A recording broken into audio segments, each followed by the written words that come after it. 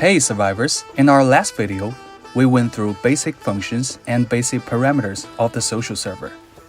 This time, we will dive into battle parameters, resource parameters, special parameters, and building documents, and further boost your understanding of the social server system. Let's jump in. Let's kick things off with battle parameters. The settings in the first 4 lines could be used to control the efficiency of gathering some resources, like wood, stone, iron, steel, and spare. The faster you collect resources, the more intense and exciting your gameplay will be. Feel free to tweak these parameters to match your style. Then, continue with item stack limit from this line. This parameter determines how many items can stack together in the backpack.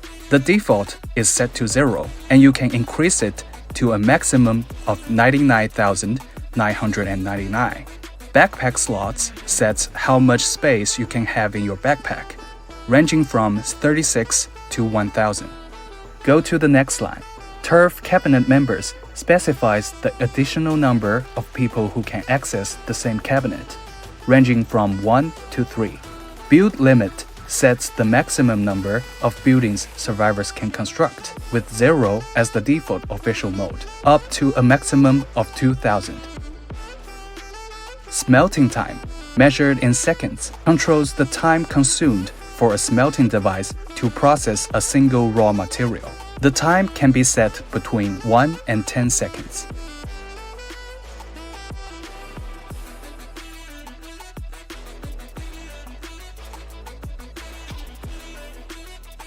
Next, health box time, also measured in seconds, determines how long a health box stays active after a player is defeated. Weapon shield durability controls the frequency weapons and shields can be used, with a maximum durability of 99,999. Building HP can be set from 1 to 100. For example, if you set it to 50, the building's HP will be reduced to 50% of its default value. Now, move on to some checkboxes on this page. By checking the recipe book, you can unlock all recipes in the craft menu in this battle. Instant build reduces the crafting time of all items to just 1 second. Allow large buildings enables players to place cabinets close to one another, allowing multiple survivors to collaboratively construct a large and connected building. The last 2 boxes are used to remove mecha and pet in a social server. Now, let's check out resources parameters. These settings determines the refresh times for corruption chips, card rooms, airdrops, freighters, helicopter, tanks, and when metals will drop. It's worth noting that the metal drop time should be earlier than the delete time to ensure players have enough time to compete for them. Generally, releasing metals around 30 minutes before the end of a battle works best. Special parameters let you customize settings for talents, the battle shop, server opening supplies, resurrection supplies, tips, and the save.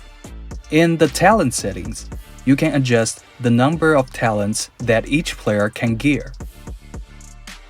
You can also set the unlocking condition for each talent slot, either free or pay, and choose the price unit and specific price. However, if you disable the talent system in the basic parameters, these talent settings won't be active. Next, you can set up items in the battle shop. First, input the item ID, which can be searched in the guide. Then, specify the amount available for purchase and its price. Finally, decide whether the item is exclusive to sponsored survivors. When players spend in-game currency to buy items from this shop, the server host can earn a percentage of the revenue.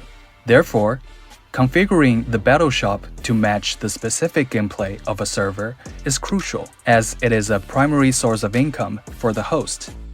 The setup for server opening supplies and resurrection supplies works the same way. By referring to the guide, you can decide which items you want survivors to receive when first entering the battle, and each time they respawn. Then, specify the quantity of those items. In the tips section, you can add a brief overview of the gameplay and vital points for the social server, such as the home loot time. In a battle, the save prevents items from dropping when a survivor dies.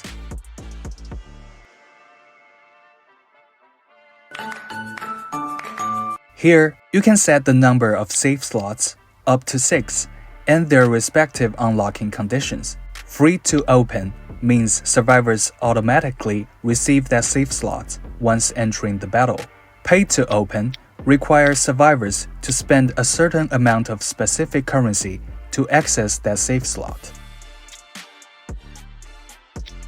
Complete mission to open allows survivors to achieve specific goals within a battle to unlock save slots. Goals are generally categorized into 4 types: defeating a set number of certain monsters, opening a certain number of card rooms, collecting a certain amount of ores or trees, and looting a specific number of oil drums and toolboxes. Finally, let's go over the building document. On this interface, you can check the building information you stored. Within the battles in social servers, survivors can aim at a specific building they built, then export and save it. The export includes the status of base, buildings, facility placed, and props stored. Each piece of building information will be tied to specific maps and locations.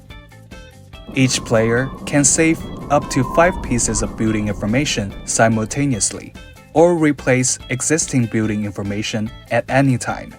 Similar to social server parameters, you can choose whether to share your stored building information. You can also search for and bookmark other players' shared building data for viewing and application. In battles, saved building information can be selected and imported to building the house you prefer in a quick way. We hope this video helps you get a better grasp of the parameters for setting up a social server. Our next social server guide will cover the last 2 functions on the server setup interface: unit library and incident library. Any questions, leave them in the comments below. See you in the next tutorial, survivors!